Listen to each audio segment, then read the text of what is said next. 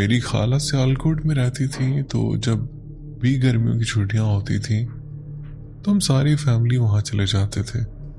और जब हम घर वापस आते थे तो हमारे कमरे की दीवारों पर खून के छींटे पड़े होते थे। और जिस साइड पर मेरी मम्मा सोती थी उस साइड पर ज्यादा खून होता था।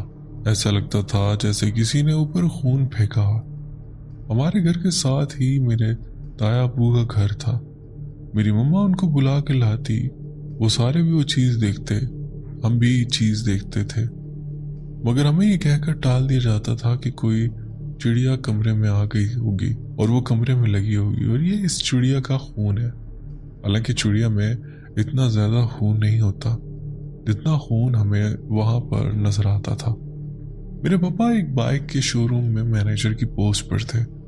वो शहर जाते थे और गांव काफी दूर था शहर से, और रात को वो अक्सर लेट भी आते थे।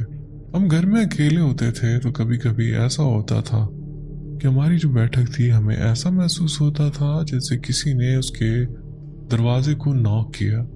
उस टाइम हम छोटे थे और मम्मा घर में अकेली होती थी तो मम्मा डर जाती थी। उन्हें पता भी था उनके साथ डेली ही कोई ना कोई एक्टिविटी होती थी। तो फिर मेरी मम्मा तायाबू लोगों को बुला कर लाती। वो अक्सर चेक करती मगर अंदर कोई भी नहीं होता था। उसके अलावा मम्मा को अपने ही फैमिली मेंबर की आवाज से सुनाई देती थी जैसे कोई इन्हें बुला रहा हो। लेकिन जब वो बाहर जाती थी तो बाहर कोई भी ना होता। अक्सर मेरे साथ भी ऐसा होता कि मुझे ऐसा लगता जैसे मुझे मम्मा बुला रही है, या मेरा भाई नानो या फिर किसी कजन की आवाज में मुझे बुलाया जाता था, लेकिन होता कोई नहीं था। हमारी फैमिली में मैं सबसे ज्यादा डरपोक समझी जाती थी बचपन में, और ऐसा था भी। हम 3 बहनें और एक भाई हैं। मेरी एक बहन मेरी ट्विंस है और मेरी एक सिस्टर छोटी है और भाई 1 साल छोटा है। तो हम चारों बहन भाइयों में सबसे ज्यादा डरपोक मैं ही होती थी। मैं इतना ज्यादा डरती थी कि मैं दिन के टाइम भी अकेली नहीं रह सकती थी। अगर वॉशरूम जाना होता था तो मैं किसी को साथ लेकर जाती थी। तो हमारे एक पीर साहब हैं, मेरी मम्मा उनसे तावीज वगैरह लेकर मुझे देती थी ताकि मुझे डर ना लगे। मुझे बचपन में इस हवाले से बहुत ज्यादा मसला होता था और मुझे सांस का भी मसला था।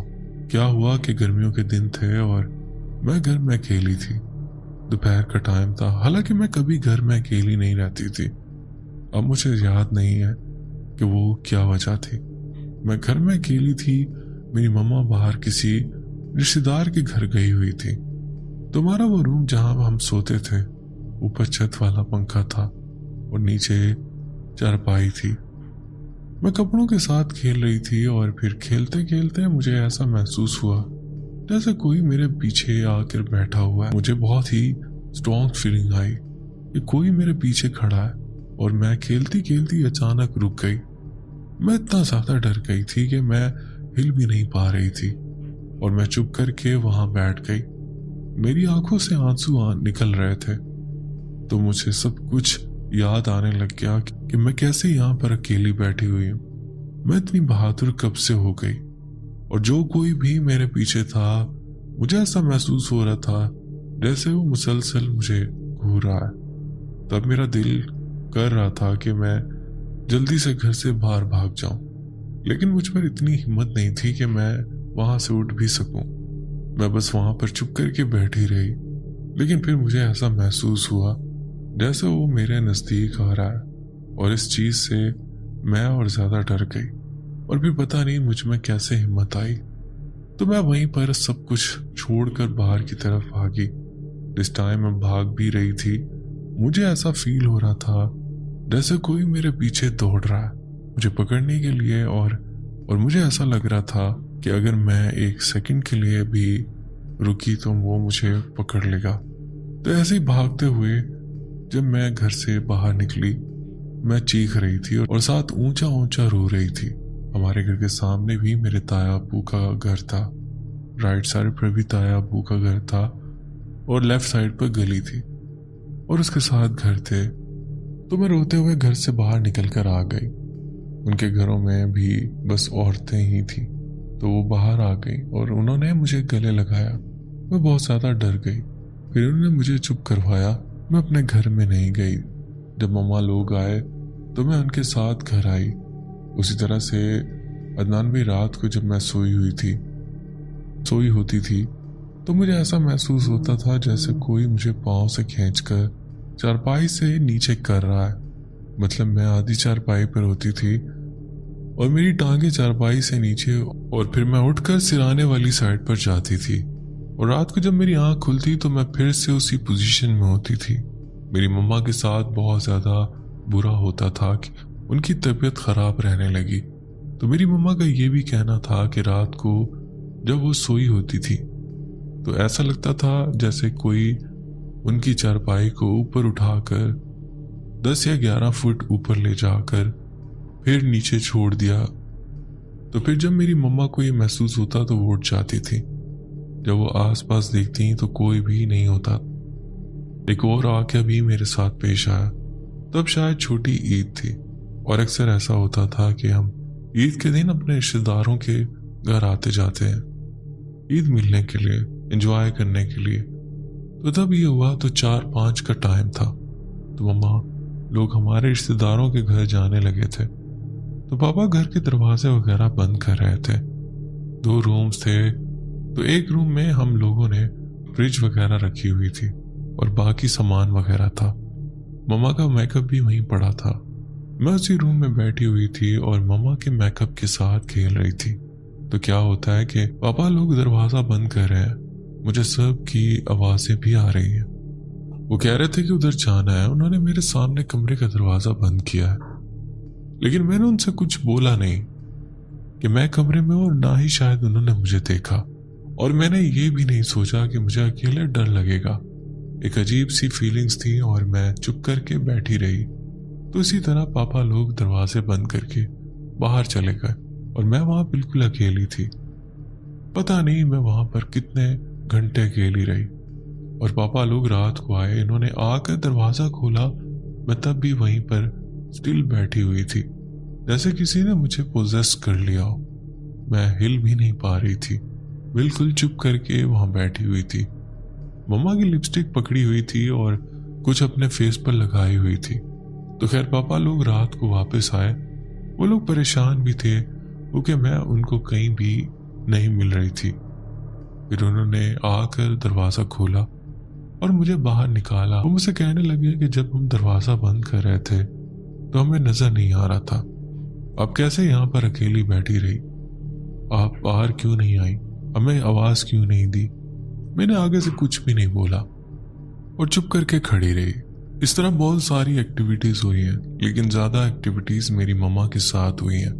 और फिर मैंने अपनी जिस खाला का जिक्र किया था वो सियालकोट रहती हैं, मेरी मम्मा वहां गई थी। तो वहां पर एक पीर साहब थे, उनसे इलाज वगैरह करवाया। तो उन्होंने बताया कि किसी ने हमारे घर में जादू करवाया हुआ है। उन्होंने मेरी मम्मा को तावीज़ वगैरह दी और अल्लाह का शुक्र है कि इसके बाद कुछ नहीं हुआ। लेकिन इसके बाद जब हम लोगों ने अपना पुराना घर तोड़कर नया घर बनाया, अल्हम्दुलिल्लाह हम लोगों ने अपनी कोठी बनाई है। तो जब फर्स्ट फ्लोर बना था तो वो सीमेंट वगैरह नहीं हुआ था। तो जो फर्स्ट फ्लोर था तो उसमें एक हॉल था। राइट साइड पर 2 कमरे थे, सामने किचन था और लेफ्ट साइड पर भी एक बड़ा सा रूम था, साथ गैराज था और हॉल था। मैं लेफ्ट साइड से ही सीढ़ियां ऊपर को जाती थी। तो राइट साइड पर जो रूम थे, मम्मा का जो जहेज का फर्नीचर था हमने वहां पर रखा हुआ था। तो तब भी गर्मियों के दिन थे, हम लोग स्कूल गए हुए थे।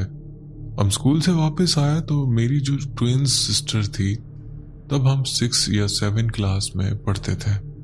तो वो बताती है कि जब वो स्कूल से वापस आई तो बाहर गर्मी थी, तो मैं रूम में सोफे पर आकर लेट गई और सो गई।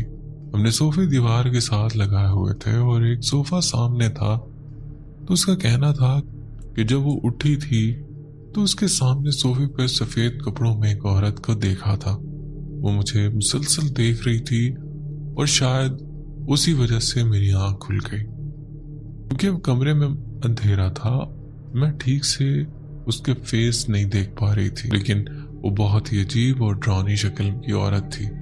तो तब मैं चीख मारकर रूम से बाहर आ गई इसने मेरी मम्मा लोगों को बताया, लेकिन किसी ने भी इसकी बात पर यकीन नहीं किया।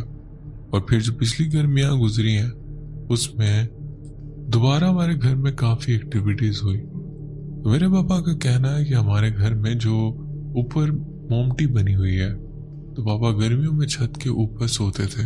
तो पापा को ऐसा फील होता जैसे किसी औरत ने पायल पहनी हुई है और वो चल रही है।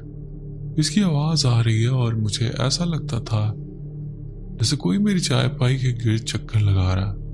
तो देखती भी थी लेकिन कोई भी नहीं होता था। तो एक दिन क्या हुआ कि पापा ममटी में अकेले बैठे हुए थे और मोबाइल यूज कर रहे थे। अचानक से फैन चलना शुरू हो गया। तो पापा ने वीडियो भी बनाई और हमारे घर में जो पीर आते हैं उनको भी दिखाई और सब कुछ बताया कि हमारे घर में ऐसा होता है। तो उन्होंने कहा कि किसी ने शरारत की है।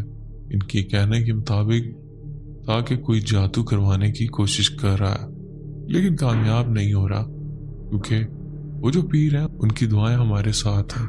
तो ये थी मेरी कहानी। अगर आपको अच्छी लगे तो लाजमी शेयर करिएगा। तो बहुत शुक्रिया आपने अपनी स्टोरी हमसे शेयर की। आज की स्टोरीज आपको पसंद आई होंगी। स्टोरीज पसंद आई हो तो वीडियो को लाइक करना ना भूलिएगा। और अगर आप मेरे चैनल पर नए तो चैनल भी सब्सक्राइब कर लें, बेल आइकन प्रेस करके ऑल का नोटिफिकेशन ऑन कर लें। इससे हो गई कि आप मेरी यूट्यूब फैमिली का हिस्सा बन जाएंगे और मेरी स्टोरीज के नोटिफिकेशन आप तक पहुंचते रहा करेंगे। अपना बहुत ख्याल रखिएगा, दुआ में याद रखिएगा। मुझे दे इजाजत, मिलते हैं किसी और इंटरेस्टिंग स्टोरी में। अल्लाह।